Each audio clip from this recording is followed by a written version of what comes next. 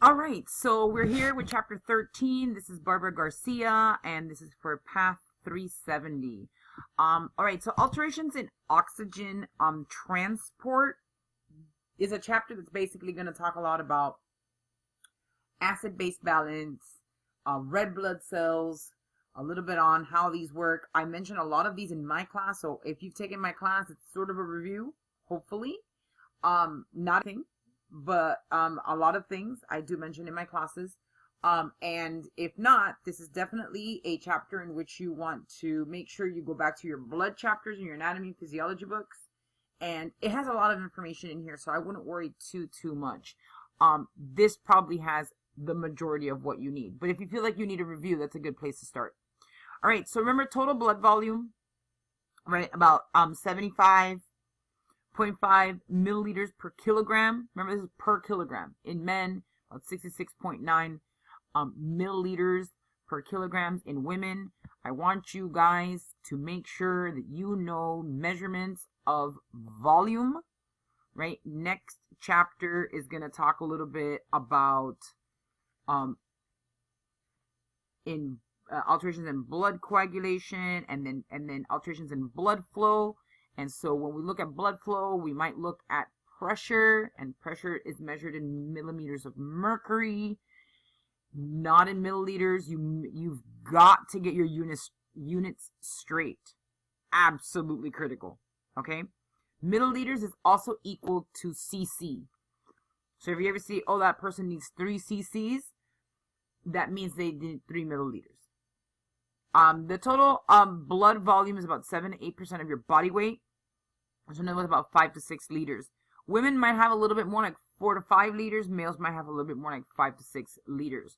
Women and men are usually going to be a little different because obviously males are tend to be taller and bigger, but they also have androgens, and predominantly androgen testosterone. They are going to produce more red blood cells. Okay, so their composition is going to be, their body weight is going to be a little bit greater. Right, so blood cells make up about 45%, and the percent of red blood cells is also called hematocrit. So make sure that you remember how to calculate that. We're going to talk about it in just a second.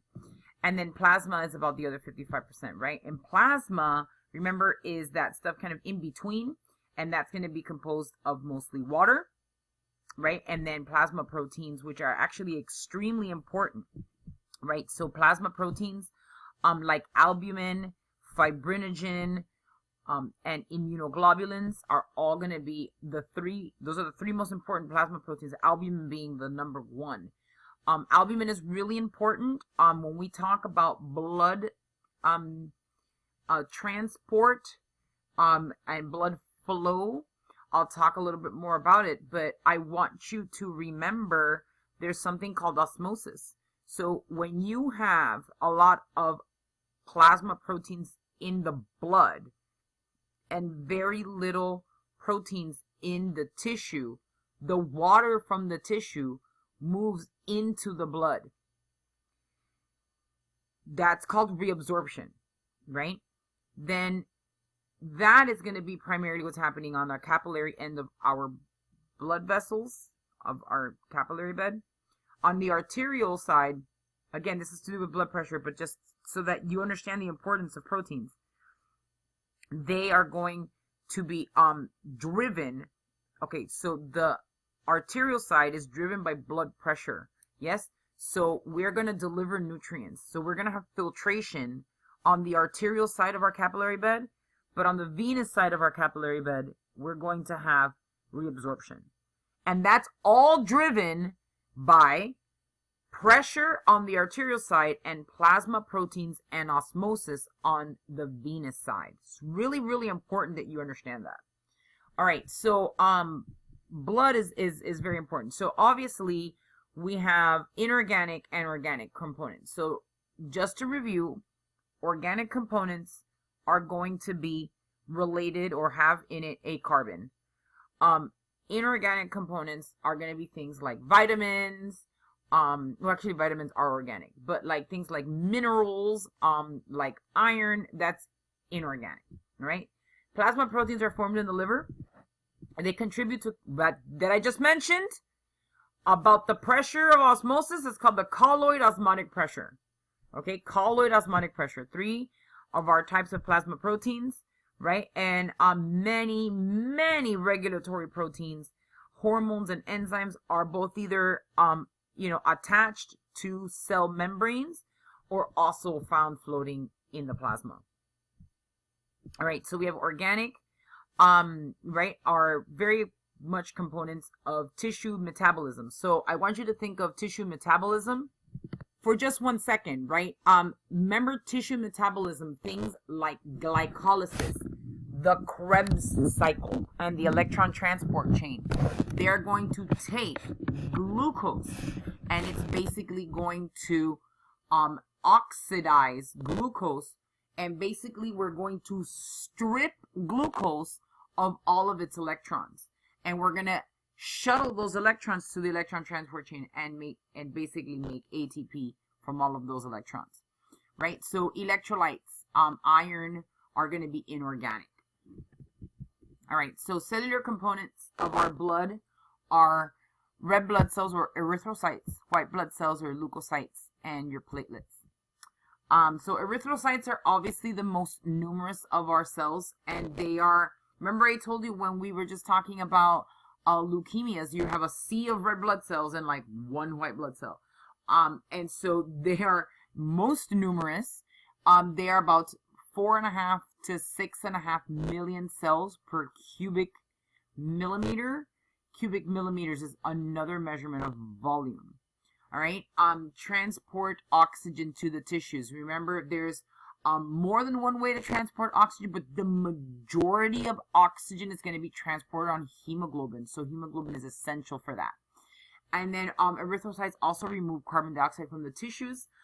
Carbon dioxide is not going to be attached to hemoglobin most of the time. Most of the time, carbon dioxide is going to be found as either carbonic acid or bicarbonate in the carbonic acid buffering system. You must understand the carbonic acid buffering system.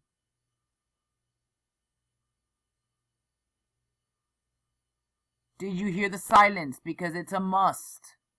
Okay. So when we talk about carbon dioxide, we'll talk a little bit more about it, but it can be attached to hemoglobin, but it's not attached to the same place as oxygen is on the hemoglobin. And both oxygen and carbon dioxide can also be basically dissolved in the blood, where it is not attached to anything. All right, so right, so erythrocytes, right, with the help of carbonic anhydrase and the carbonic acid buffering system. Give you enough time to write that down, because you need to look that up if you have no idea what I'm talking about. I don't even know what to say if you have no idea what I'm talking about. I'm going to cry. But you have to know it by the end of this chapter. All right, so the main function, right, functional constituent of erythrocytes is hemoglobin, like I mentioned before. Hemoglobin has about 12 to 16 milligrams per deciliter. That is about the normal amount. Males are going to be a little higher on that. Females are going to be a little bit lower on that. The older you get, the lower your hemoglobin concentration can be and still be functional. Most erythrocytes have lost, remember, their nucleus. They do not have a nucleus, right? The cells before them that are immature red blood cells are called reticulocytes. And reticulocytes are the last ones in which they are going to lose the nucleus. Red blood cells cannot fix themselves when they have a problem.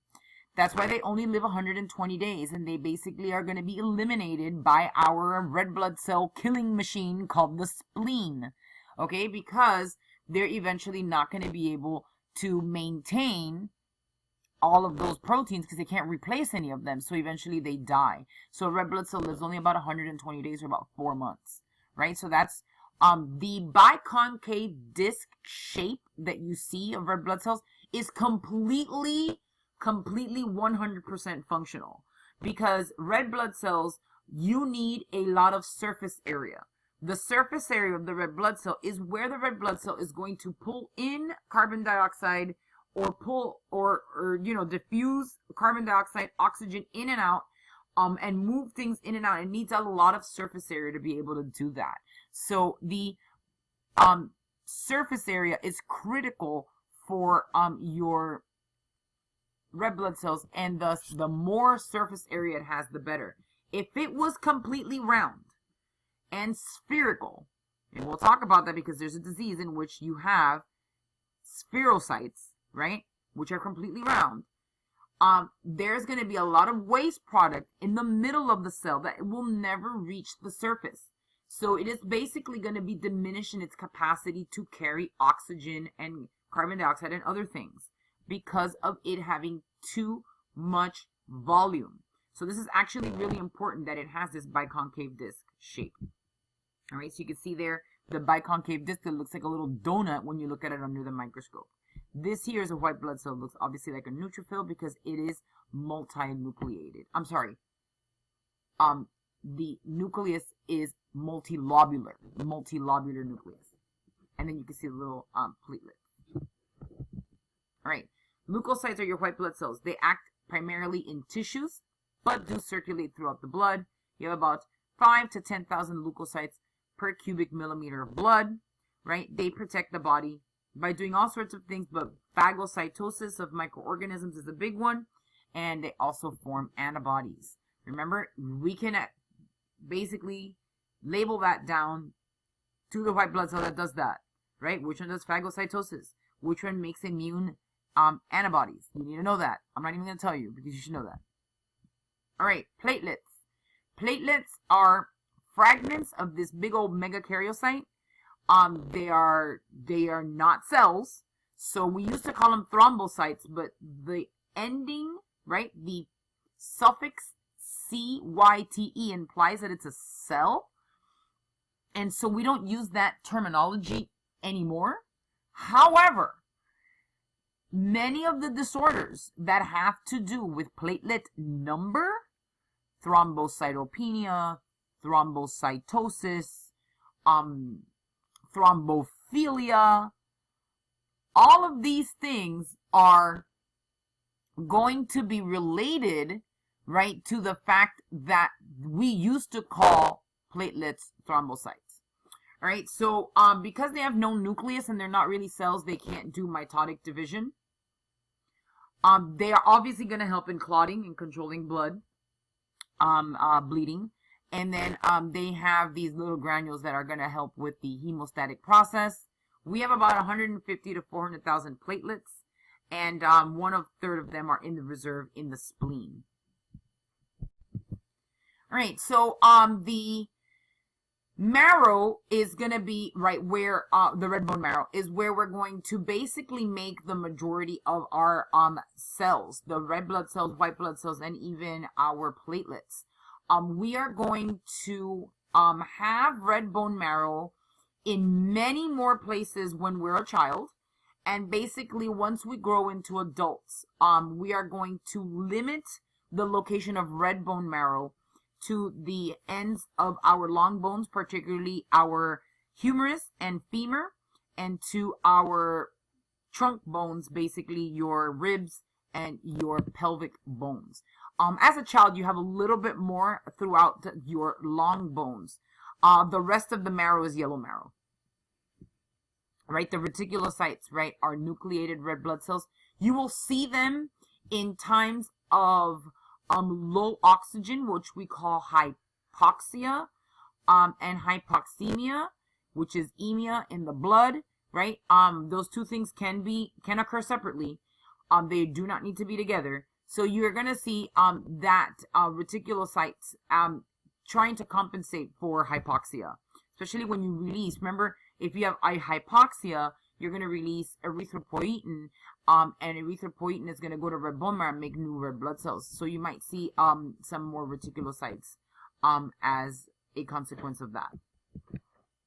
All right, so hematopoiesis is the basic process of making more red blood cells, right? So this is an entire process that they go through. Again, the last two steps being the reticulocyte and then the mature erythrocyte, right? Lymphopoiesis is the same for lymphocytes, right? So you can see here, the pluripotent stem cells are then basically going to become either lymphopoietic or hematopoietic, and then they are going to be, remember, the same thing as the myelos. So the hematopoietic is going to be the myelocytes. They're going to be the progenitors of erythrocytes, granulocytes, monocytes, and megakaryocytes. And then the lymphopoietic are going to be for B cells and T cells. All right, so hematopoiesis obviously continues throughout life. I just told you red blood cells only live 4 months, right? It can be accelerated by increases in differentiation of daughter cells, right? Increase in the number of stem cells, or conversion of yellow bone marrow to red bone marrow, which can occur in times of severe distress. So that if you had like leukemia or something like that, you might see that conversion of yellow bone marrow back to red bone marrow, right? So you have basically two-stage process of hematopoiesis: the mitotic stage and then the maturation stage. Those are also called proliferation and differentiation. And erythropoietin was that hormone that I just mentioned, right from the kidney, that stimulates erythrocyte production. Erythropoietin is going to be released from the kidney, right? Because the kidney is the one that's going to detect how much oxygen is in the blood, right? So then hemoglobin synthesis, right? So immature red blood cells are basically factories for hemoglobin, right? And then hemoglobin is basically going to tell us is going to be the oxygen carrying protein in the red blood cell. And so if an hemoglobin is carrying oxygen, we call it oxyhemoglobin. If it is not carrying oxygen, we call it deoxyhemoglobin. If it is carrying, and you should already know this, if it's carrying carbon dioxide, we call it carbaminohemoglobin.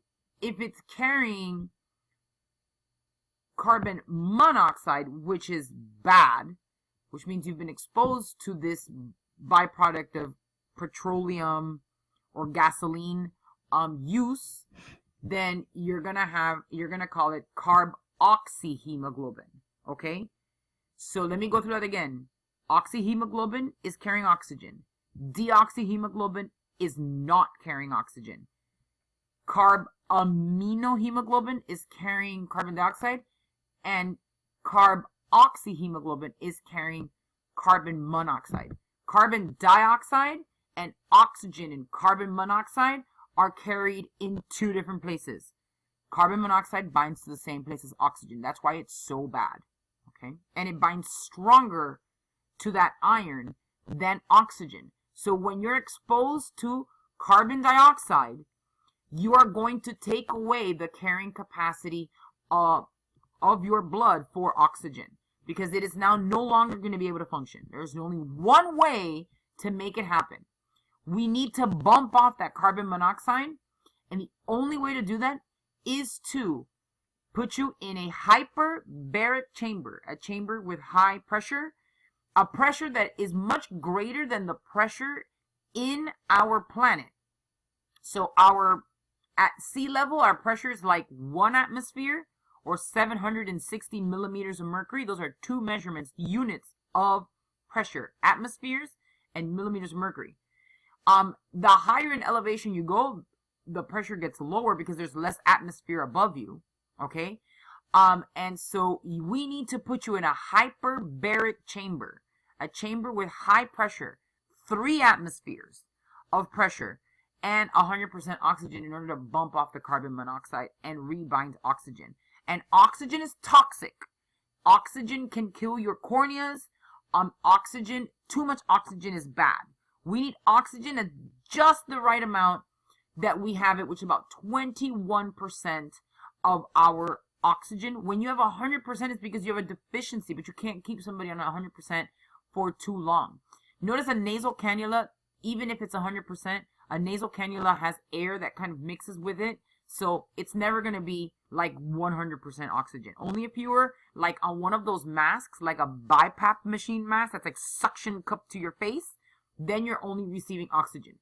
But if you're on a BiPAP machine, you probably have either pneumonia or something else happening in your lungs. You are not binding oxygen through the thick alveoli anyway, and so you need the extra help. All right, so hemoglobin is basically 2 polypeptide chains, right?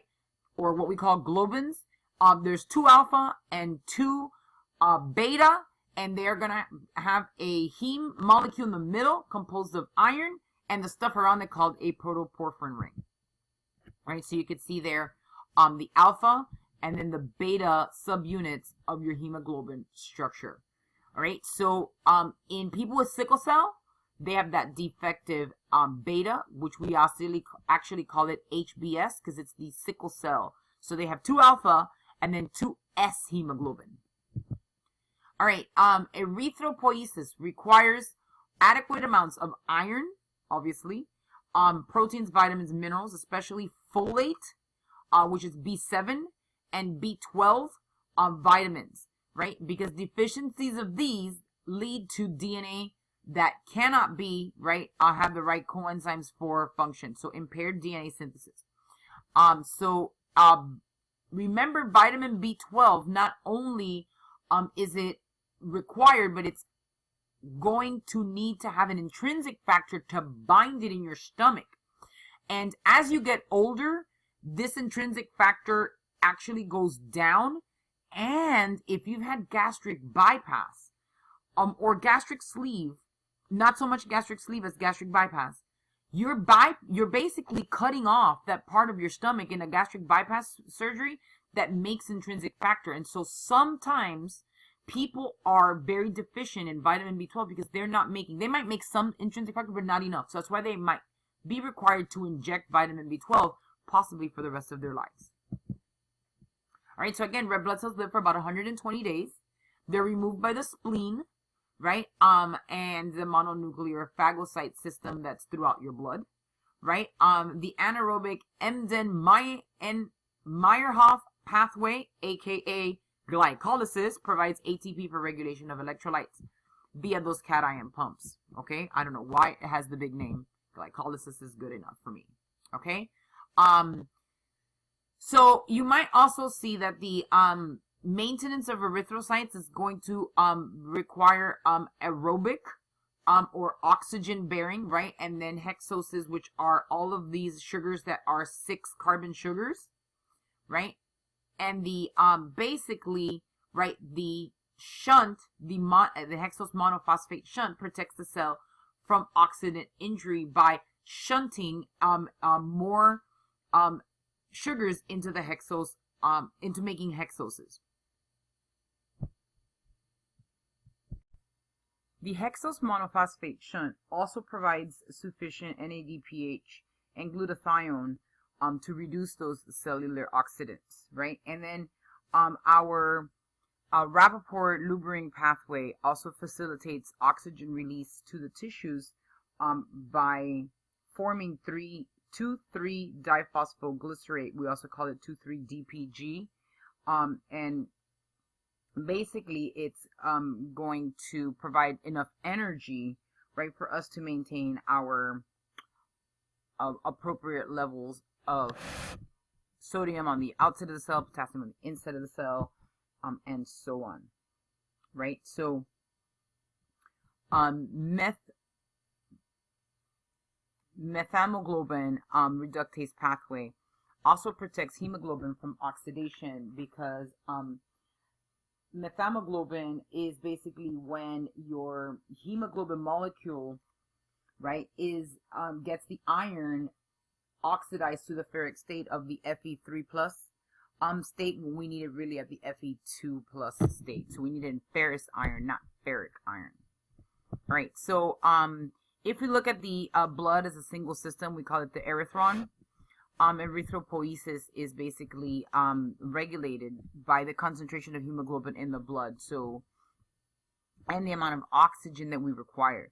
So in response to decreased hemoglobin, right, kidneys are going to secrete erythropoietin. So you can see there the erythropoietin basic right homeostasis, which maintains the right amount of red blood cells for the oxygen and or hemoglobin.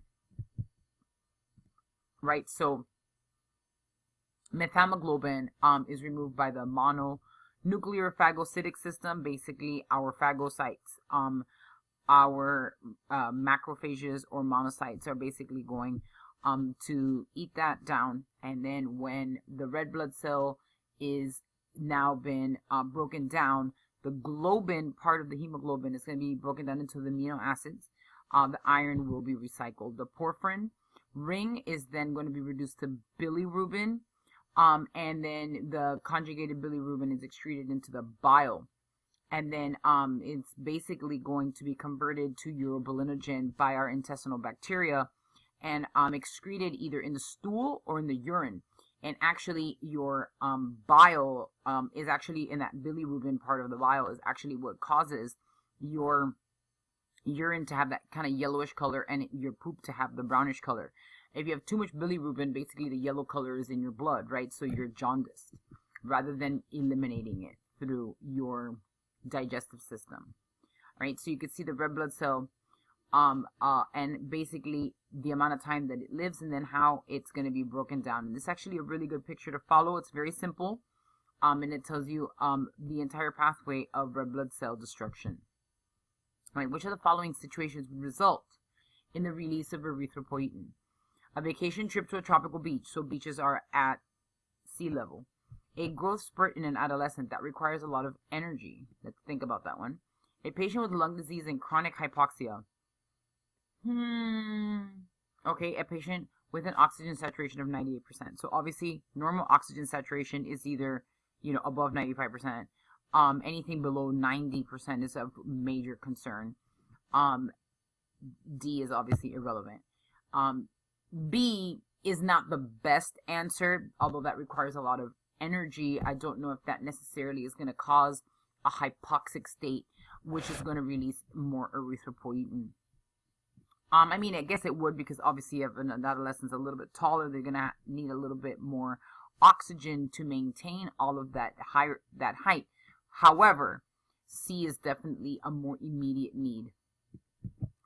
Okay, so oxygen basically combines with that heme portion to form the oxyhemoglobin, like I mentioned before. Carbonic anhydrous is the enzyme that's going to help carbon dioxide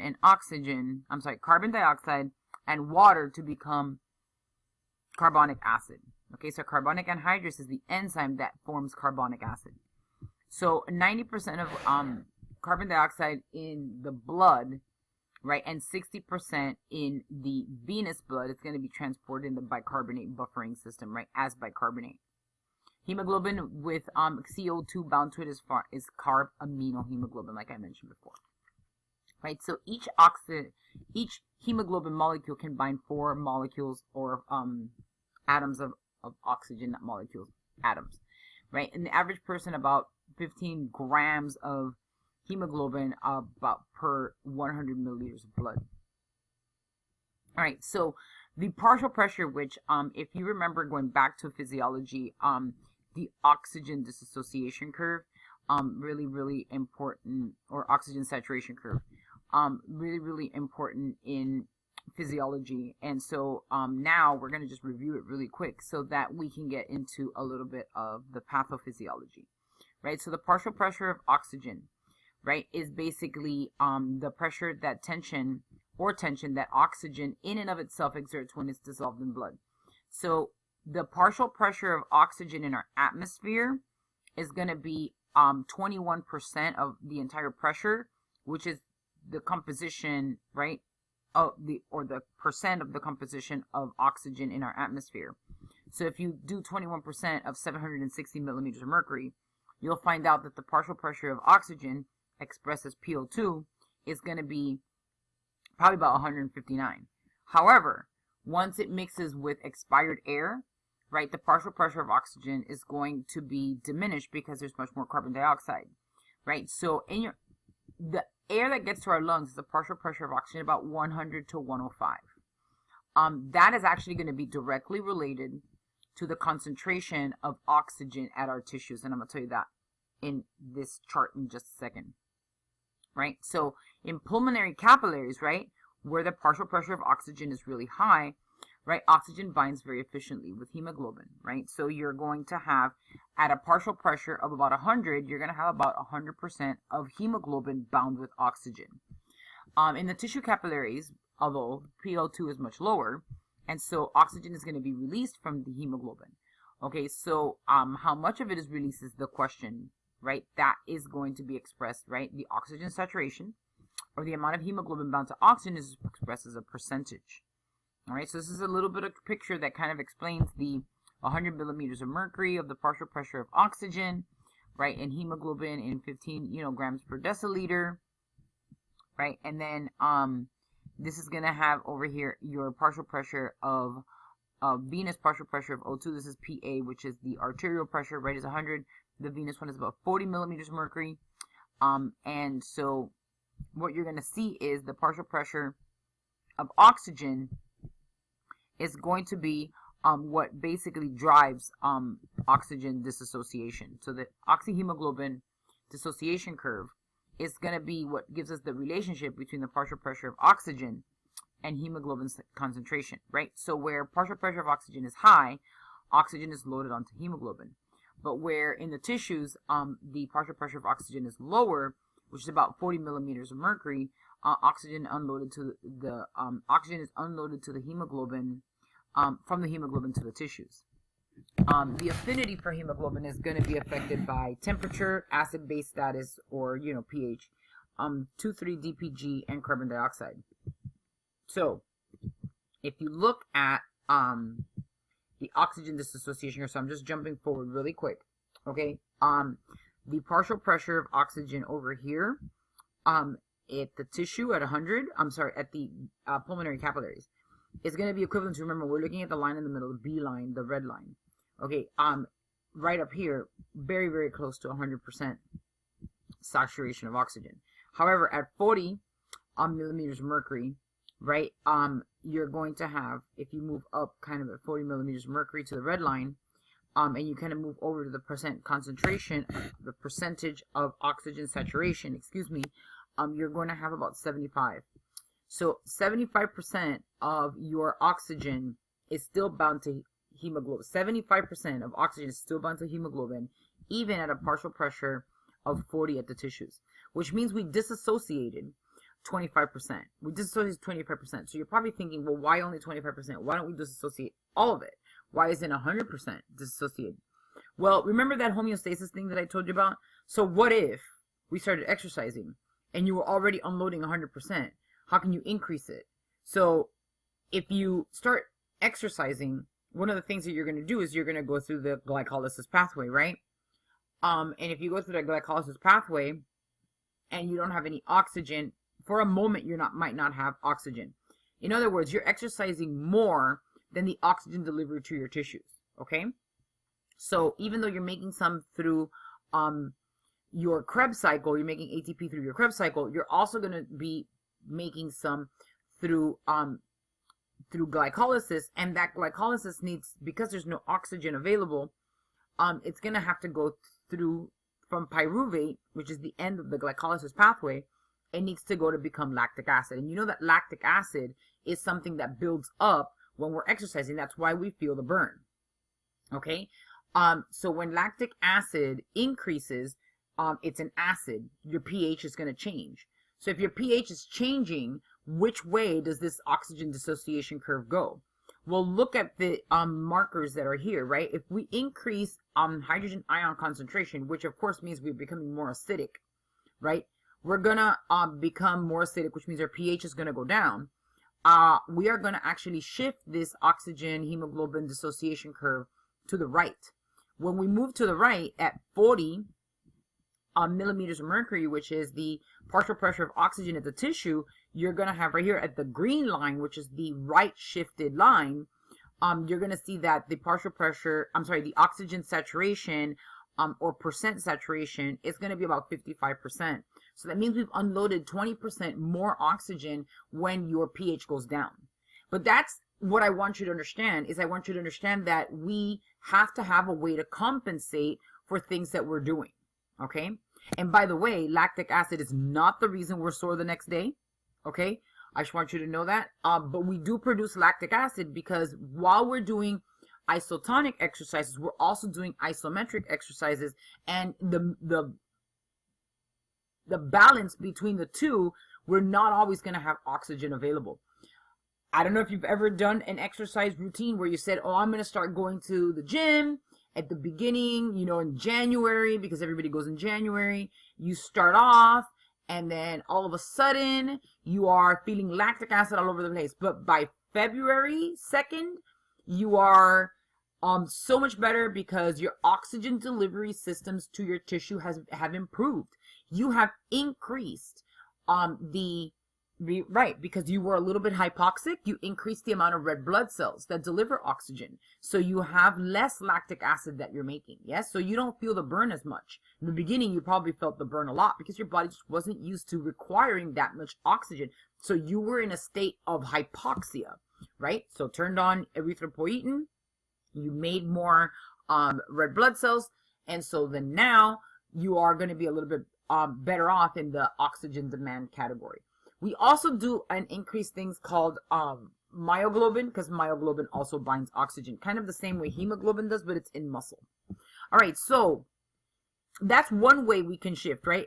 Same thing with temperature, because if you think about it, when you're exercising, you're also increasing in temperature. Now, you remember, temperature and exercise go together, but temperature doesn't always have to mean that you are exercising, right? So you can have an increase in temperature because of a bacterial infection. So if you have a bacterial infection, then you're going to increase, right, your body temperature, and your body temperature is then going to dissociate more oxygen. Why? Because we're obviously fighting off an infection, first of all, and in order to maintain a higher body temperature, because we're burning off more heat, we need more glucose. I don't know about you, but the last time I got sick with a really high fever, I lost 5 pounds, which was really great, because I appreciated losing 5 pounds. Of course, I cut those back really, really quickly. But my metabolism increased, right? Remember, the word metabolism means the amount of chemical reactions in my body increased because the demand was greater because of all of this chemical reactions that were occurring, because the increase in temperature increases the movement of molecules, and all of those things all happen faster and more often. All right, so same thing with 2,3-DPG. If 2,3-DPG increases, we're also going to right shift. Now, what about left shifting? So left shifting, I always tell my students, think of the left shifted curve is Leonardo DiCaprio in Titanic, okay? So what's happening to Leonardo DiCaprio in Titanic? There's not enough space on the door for 2 people, so he stays in the water. What happens in the waters of the North Atlantic? Very, very cold. Body temperature goes down, right? When your body temperature goes down, do you dissociate more oxygen or less, right? So let's look, right? So in a left shifted curve, right, at 40 millimeters of mercury, right, you kind of look up until it meets that purple line, and then you go over here, and we're only have an oxygen saturation percentage of 90 or 88, right, percent. So if we're at 88%, which means we've only dissociated 12% oxygen. So in a state of hypothermia, you're going to dissociate less oxygen. The idea is there's less chemical reactions going on in your body because your lower temperature slows everything down. Your metabolism is slowed. But this obviously means that your brain can't function with less oxygen. So eventually you're going to die. Okay, so unfortunately, Leo died. I know I just ruined the whole movie for you. I really apologize if I did that. So again, I want you to make sure you understand this oxygen hemoglobin dissociation curve. If you need to have more video on it, you need to go maybe look on YouTube and find another video that explains it maybe in a different way than I do. All right, so going back a little bit, right? So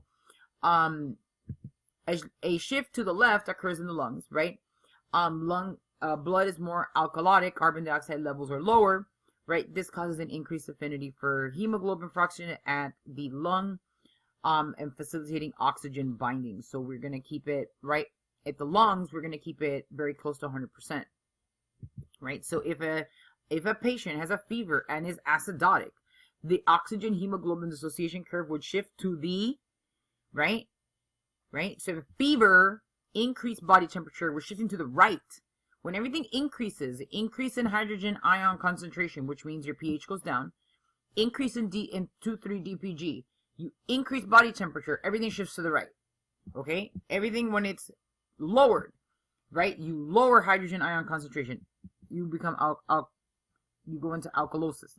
Or you lower your body temperature, or you lower 2,3-DPG, you're gonna go shift to the left. Okay?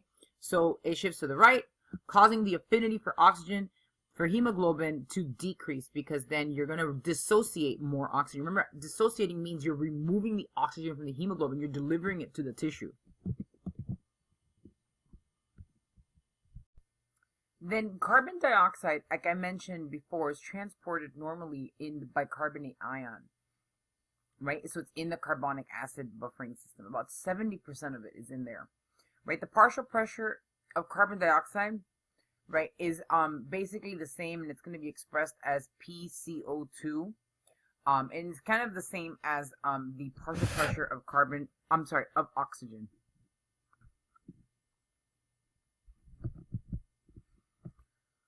Right, so in pulmonary capillaries, right, the carbon dioxide easily dissociates from hemoglobin, then diffuses across the alveolar membrane into the alveolar sacs.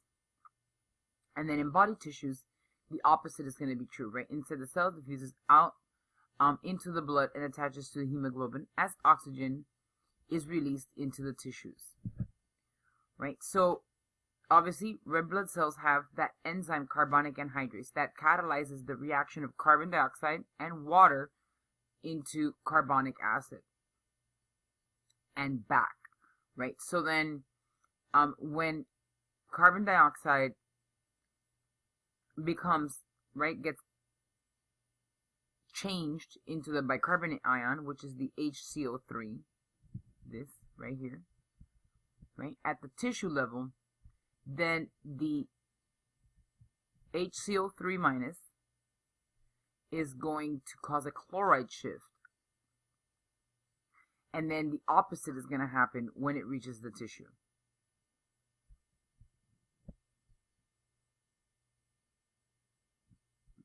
And then red blood cells and hemoglobin, right, are going to help with acid-base balance.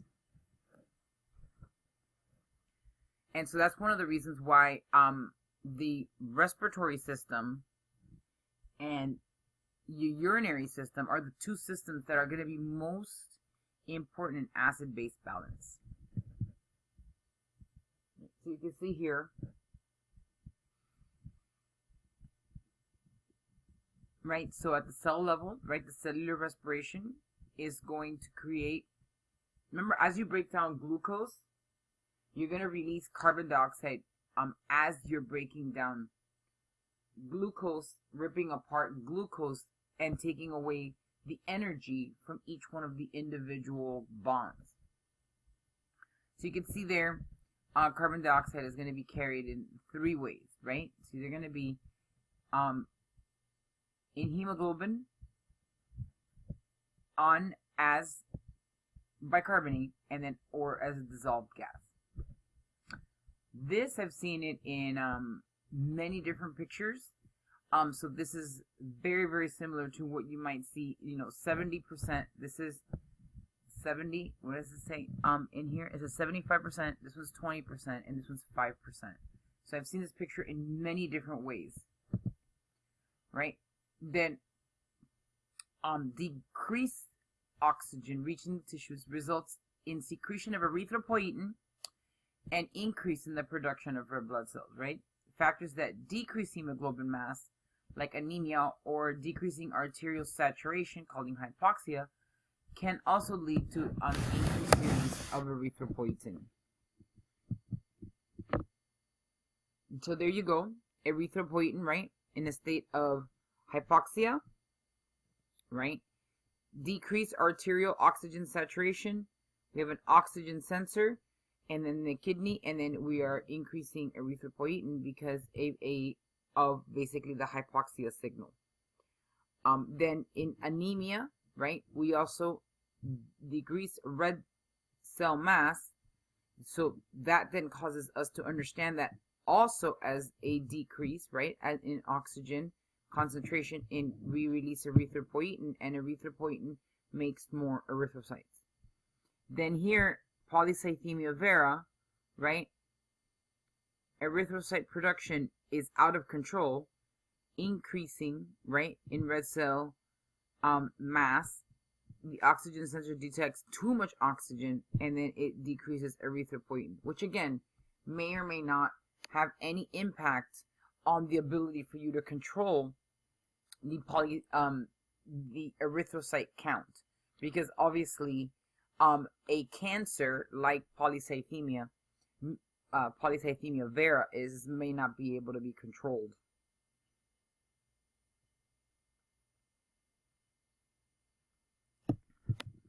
Right, so anemia, right, being that it is a deficit of red blood cells, right, can lead to hypoxia, and so the opposite of anemia is called polycythemia. And polycythemia is going to do two things, both increasing the volume of blood, but also the viscosity of blood. And I want you to remember what that is.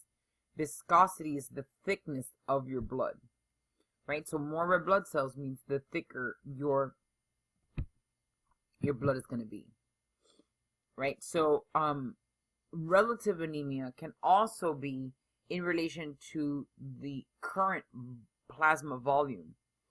And then absolute anemia is going to be an actual decrease in the number of red blood cells. So say that you had a lot of plasma volume. Say that you're very, very hydrated, so that your red blood cells are more dilute. And then in anemia, where it is absolute anemia, you actually have a decreased production, or for some reason you have an increased destruction of red blood cells. Right, so the word hypoxia is really important. I think we probably mentioned that in the first class. So tissue hypoxia is what we sort of repetitive, because the word hypoxia in and of itself is indicating that it is at the level of the tissue. Whereas if you say hypoxemia, you mean in the blood. Again, these two things do not necessarily have to be at the same time. Right? So you then in anemia, right, you're going to have a tissue hypoxia, which then can, right, increase heart rate, cardiac output, circulatory rate, and flow to vital organs, because how else are you going to get adequate oxygenation to the organ, right? You might see also an increase in 2,3-DPG in erythrocytes, so that you have a decreased oxygen affinity of hemoglobin in the tissues, so that if you have an anemia, you're going to have more dissociation of oxygen, and also an increase in erythropoietin activity because of that decrease in oxygen. A mild anemia usually has very little, if any, symptoms at all, right? You're going to see that even a mild anemia might have symptoms in the elderly. So a cardiovascular and pulmonary disease, they can also have anemia, and they're going to have symptoms, often fatigue and things of that nature, right? So generalized weakness, right, loss of stamina, then tachycardia, and dyspnea, which is difficulty breathing. And so moderate to severe anemia, you might have hypotension, pallor, vasoconstriction. Remember, vasoconstriction is the narrowing of your blood vessels. Orthostatic hypotension is when you stand up maybe too quickly, which is seen very much in more elderly patients. Tachypnea or dyspnea, right? Tachycardia. Some murmurs in the heart, maybe angina or heart failure, might be seen. Intermittent claudication, or even night cramping in the muscles. Headache, lightheadedness, and faintness, and ringing in the ears.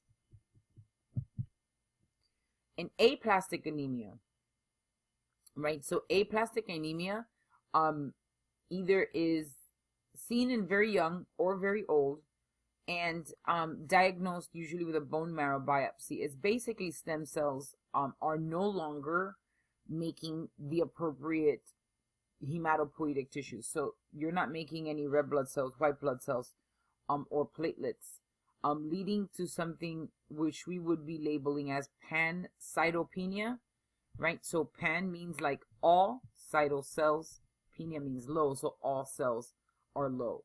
Could be something toxic that was introduced into the body, right? Some radiation type or immunologic injury to the bone marrow. This is quite severe, quite uncommon. So you're not going to see aplastic anemia very often, but again, it's going to be probably diagnosed by a lack of, red blood cells or white blood cells being made. And so this person will probably need a blood transfusion because their entire hemoglobin concentration is going to continue to go down, again being and keeping them anemic, right? And then some of the later symptoms include weakness, fatigue, lethargy, palpitations, you might hear tachycardia, thrombocytopenia, and neutropenia. So what is the treatment, right? You are going to, right, if there's anything toxic that might be causing the aplastic anemia, then you're going to target that to minimize or prevent that, and minimizing and preventing infections, because infections are going to be common, obviously, if your white blood cell count is low, right? And so obviously maintaining a minimal level of hemoglobin that where the person is functional, so at least a minimum of maybe a 10 milligrams, grams per deciliter, and they are being able to function at that minimum number of essential factors, white blood cells, red blood cells, and so on. So again, they might need to be constantly transfused in order for that to happen if they're not making any more red blood cells or white blood cells themselves. There's no way you can start them making it again because there's nothing toxic that you can remove, right? So then if it is possible, maybe a bone marrow transplantation or immunosuppressive therapy to try to stimulate hematopoiesis and bone marrow regeneration if the person is strong enough and able to undergo that type of therapy, which is quite aggressive. Prognosis is obviously fatal because without bone marrow transplant and adequate transfusion, these people will die because you don't have red blood cells or white blood cells that, as you know, they die and you have no replacement of them, right? So you also have a anemia that is due to chronic renal failure, because obviously if you are in chronic renal failure, right, then you are no longer secreting any erythropoietin, and so you cannot compensate. So in other words, homeostasis is going to break down, okay? So decreased red blood cell count, usually with a low hematocrit and low hemoglobin level, right? So that those patients with anemia of chronic renal failure are going to have dialysis and administration of erythropoietin, where, right, hemoglobin has to be at a minimum of 12 grams per deciliter, and then replacement of iron, folate, and B12. Prognosis is pretty good in those that respond to erythropoietin therapy. Then another anemia can be vitamin B12 deficiency or folate deficiency. And of course, because vitamin B12 and folate are so critical in DNA synthesis, you are in those people with that anemia, you're going to see blast cells, so producing something called macrocytic or megaloblasts. in the blood. So pernicious anemia, right, is basically going to result from missing of intrinsic factor that then is going to be causing a vitamin B12 deficiency. Remember, intrinsic factor is released in the stomach, but that binds vitamin B12. Without that, you're not going to be able to have the adequate vitamin B12 in your body. So patients, again, as they're older, their vitamin B12 is going to decrease. And also, if they are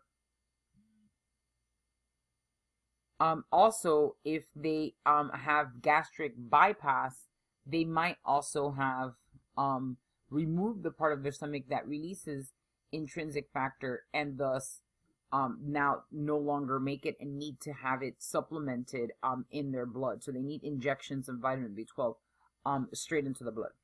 Right, instant folate deficiencies are more common in people with alcoholism, cirrhosis, or pregnancy, or even in infancy. So low folate levels, remember folic acid is really important to prevent neural tube defects, because in development, very early on in development, folic acid is going to be necessary to help you make the neural tube, which eventually becomes the brain and spinal cord. So you're going to have neural tube defects in children of mothers who are vitamin B12 deficient, or I'm sorry, folate deficient. And then clinical manifestations of pernicious anemia, right? Low red blood cell count, white blood cell count, platelet counts, with increased mean corpuscular volume, right? So the cells are now increased in size. So you have this megaloblastic dysplasia, right? They have peripheral nerve degeneration, and then their Schilling's test indicates they have a low vitamin B12, and then you have an achlorhydria in the stomach analysis. And so megaloblastic madness is sometimes what you'll see in patients with low vitamin B12. And all they really need for this type, and it looks a lot like regular neurodegeneration. So a patient might appear like they have Alzheimer's, and really all they need is an injection of vitamin B12, and then they're fine. But if not, you could die with vitamin B12 deficiency that is that severe. Right, so treatment, right? Recognize that megaloblastic anemia is present. Ascertain if vitamin B12, folate, or a combination of the deficiency is the cause. And then diagnose the underlying disease and mechanism that's responsible. And then, of course, administrating vitamin B12 either parenterally or orally, and potassium supplements, and for folate, administering folic acid. Prognosis, most respond very well. And but neurologic damage, that's pretty permanent. So iron deficiency anemia is the most common type of anemia. And what is the problem is that if there is insufficient iron, then hemoglobin cannot be made properly. So what you have is hypochromic, microcytic red blood cells with low mean corpuscular volume.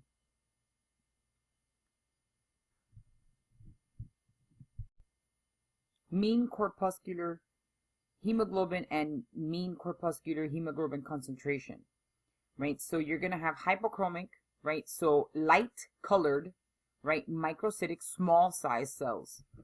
And then serum ferritin level is obviously going to be low. The serum iron level is also low. And total iron binding capacity is going to be increased.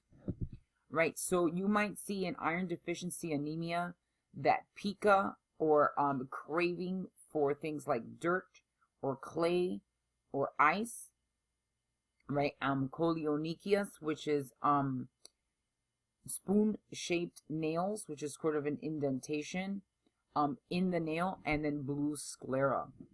The nail are actually really, if you look it up, the nails actually tell you a lot about what's happening inside of your body. Right, so then treatment is going to be the administration of ferrous sulfate or intravenous ferric gluconate, right, only in severe cases for 4 to 6 months. and obviously treating the underlying cause. The prognosis really is probably very good for people who are have iron deficiency anemia. Again, getting people to have sufficient iron is the key thing here. Which anemia would cause the red blood cells to be hypochromic and microcytic, right? And so obviously, and causing pica, right? This is iron deficiency anemia. All right, so then thalassemias. So thalassemias are increased red blood cell destruction, resulting in decreased red blood cell survival rates, right? So it's usually related to one of the two polypeptide chains having a deficiency in the hemoglobin, right? So it's a mutant gene that makes a defective protein. So you have the alpha thalassemia or beta thalassemias. The more clinically severe form is called thalassemia major, right? So you can see here, if you have the alpha globin excess because you have beta thalassemia, which means that you have a defect in the beta of the hemoglobin alpha and beta. Remember, you have 2 alpha and 2 beta. So if you have an excess in the alpha globin so that you don't have sufficient beta, right, what you have is you're going to have a precipitation in the red blood cell and abnormal hemoglobin synthesis, which then, of course, causes a decrease in erythropoiesis, leading to, and then hemolysis in those that precipitate, and that leads to an anemia. And then an anemia causes erythropoietin to be released.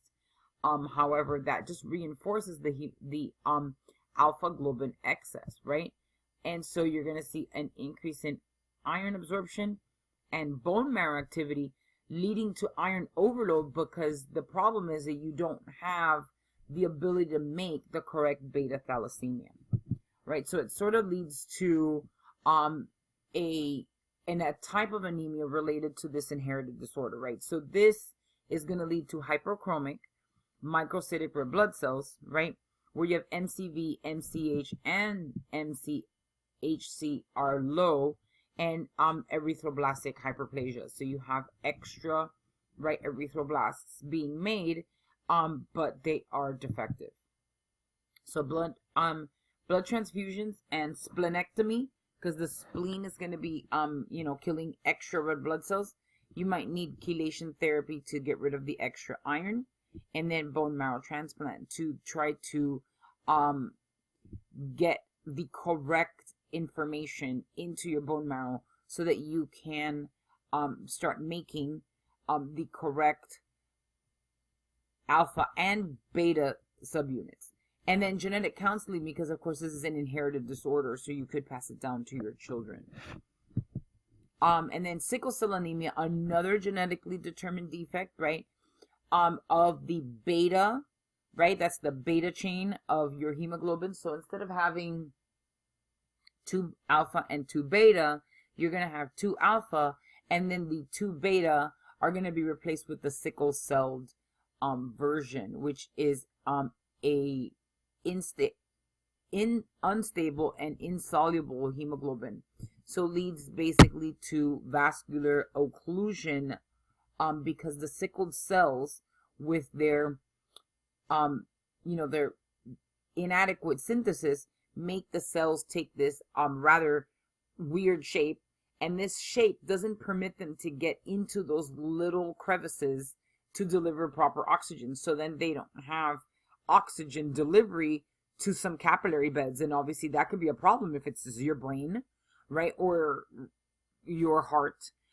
They're going to have problems. So you'll see people having crises in which they have no delivery of oxygen to a muscle or to their brain, and so they have recurrently painful episodes of this decrease, right, of oxygenation to a particular tissue. So a severe anemia, and then red blood cells that have all of these different shapes and sizes, right? So they go into something, right, that we call crisis.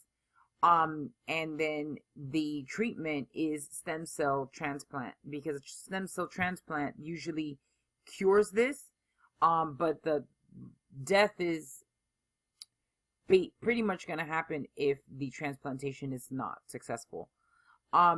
It says almost exclusively in the black race, because this gene the sickle cell gene comes from people who are of ancestry that's in sub-Saharan Africa. So it is people who have ancestry back in sub-Saharan Africa, which makes this statement a little rough when you're talking about people of Caribbean descent, especially here in Miami, because some people may not appear to be black, but are of ancestry that is black, probably more commonly in the Miami area, since we're so diverse, than you might see in other areas. So in other areas, it's pretty much going to be only people who are African American or of African descent.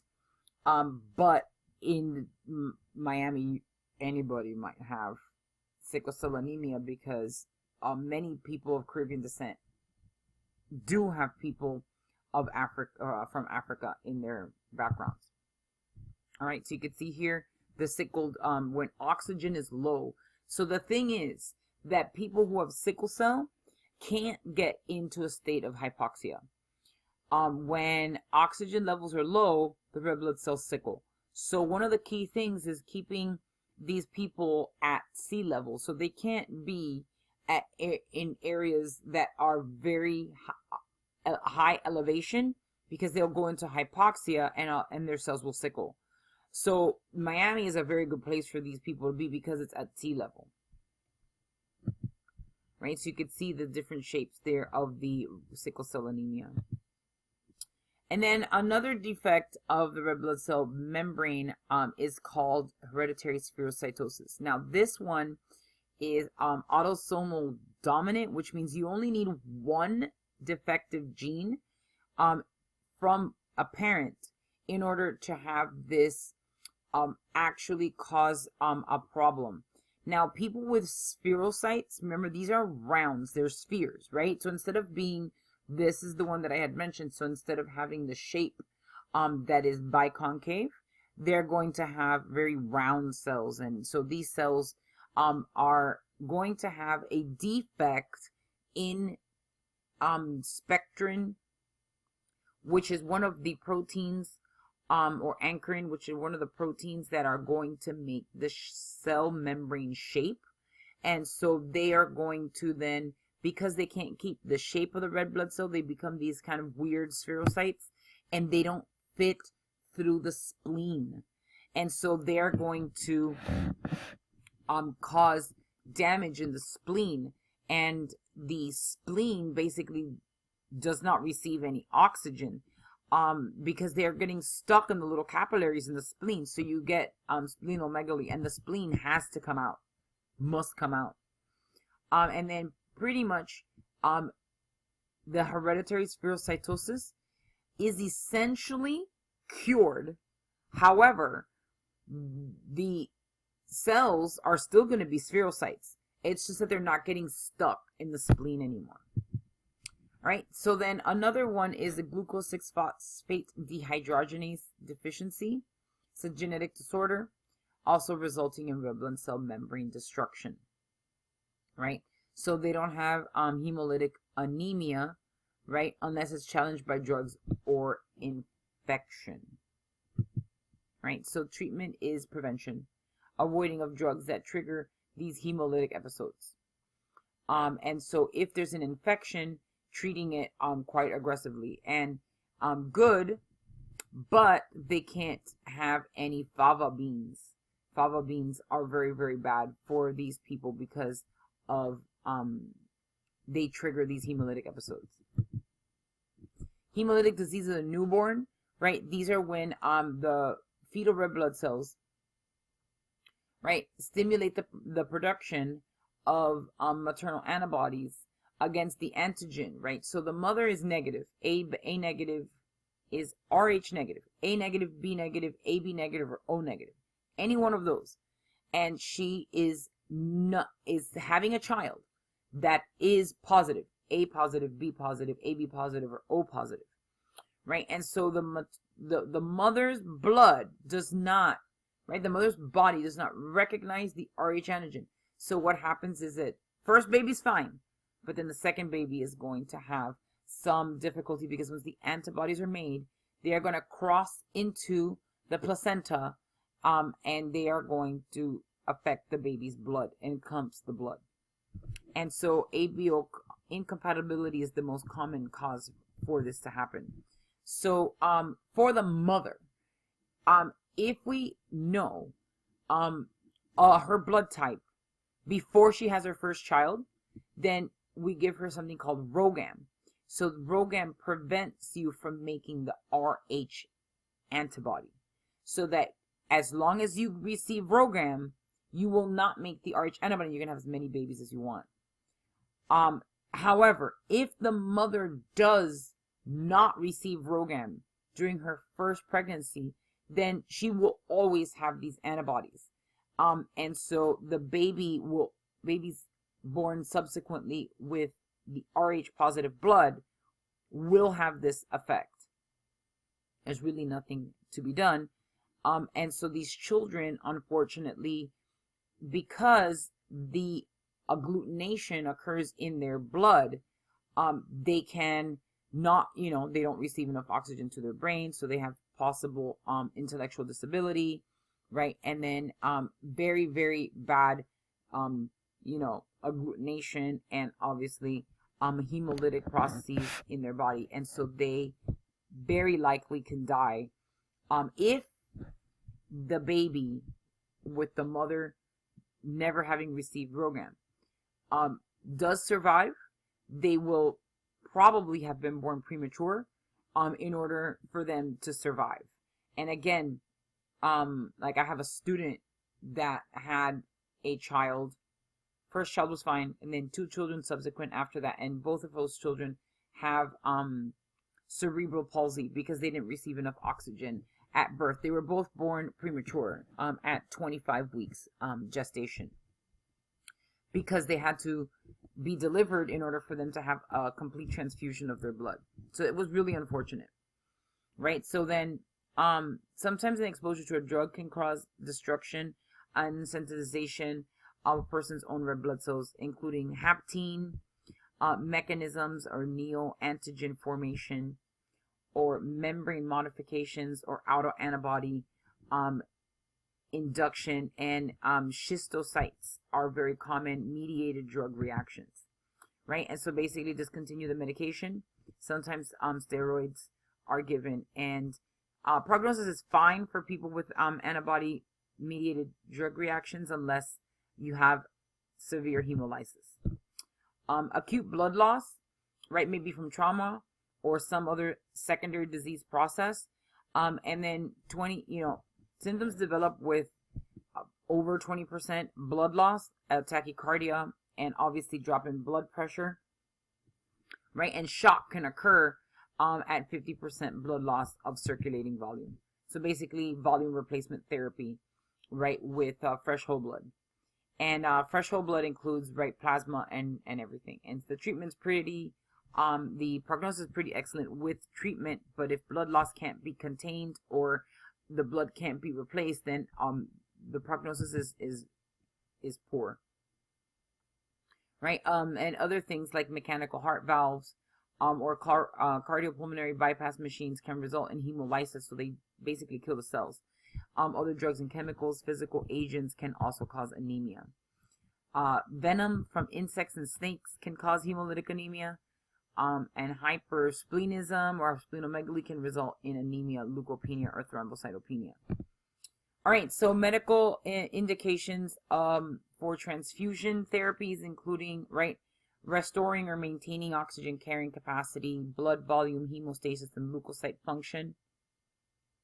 Donor testing to ensure safety of blood products. That's always important. One of the things that they usually do with blood is that they are going to do packed cells, right? So remember how in the last example it said whole blood?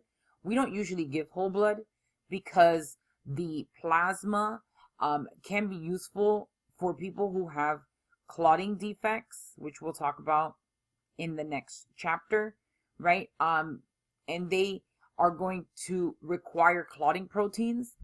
So we are going to separate the plasma from the red blood cells for most people, right? So you don't necessarily receive the plasma. So that is what you'll see when you see packed cell volume, is basically with removing the plasma. And so we kind of let the person's own body make extra plasma by infusing the bloods more slowly, right? And so transfusion related acute lung injury can be a complication, or what we call tissue related circulatory overload. So polycythemia, right? We have excess of red blood cells resulting in increased blood viscosity, so thick blood, leading to basically clumping of blood at trying to get through the small capillaries. And so polycythemia can be one of two reasons, right? Because you have a polycythemia vera, or like a cancer of the red blood cell line, or it could be because of altitude, when we are too high up in altitude and the hypoxia signal is pretty constant. Okay, so neoplastic polycythemia vera is right, neoplastic in nature, and it increases red blood cell mass. You might see leukocytosis, thrombocytosis, and increased uric acid, right? Because of the extra proliferation, and oxygen saturation is normal. Right, so the treatment is basically reducing the blood volume. So basically they have to donate blood, right? And have the plasma returned. Okay, and then phlebotomy, that's what we call phlebotomy. And then radioactive phosphorus and chemotherapeutic agents are also going to be useful in people to try to lower the production of red blood cells. Right, so it is poor because the prognosis is poor, because clearly if they're not being treated so that their blood is not so viscous, the blood's going to get stuck in a capillary, whether that capillary be the heart or that capillary be in the brain. So secondary polycythemia is due to hypoxemia, right? So hypoxemia resulting with an increase in erythropoietin production, and so you're going to have more red blood cells, and increase in white blood cells without an increase in white blood cells and platelets. Right, so prognosis depends on the underlying condition. Again, it could be altitude, so just go at a lower altitude. Right, so identifying and managing the cause for the hypoxemia, and then phlebotomy might also work to decrease the cardiovascular overload. And you can have a relative polycythemia due to dehydration. So if you're super dehydrated, right, then you have a more red blood cells in relation to the amount of plasma that's elevated. So you might see an increased hematocrit, hemoglobin, and red blood cell count in these patients. So basically treating the underlying cause and fluid administration, again, prognosis is fine. And this is chapter 13. I'll come back with chapter 14 tomorrow.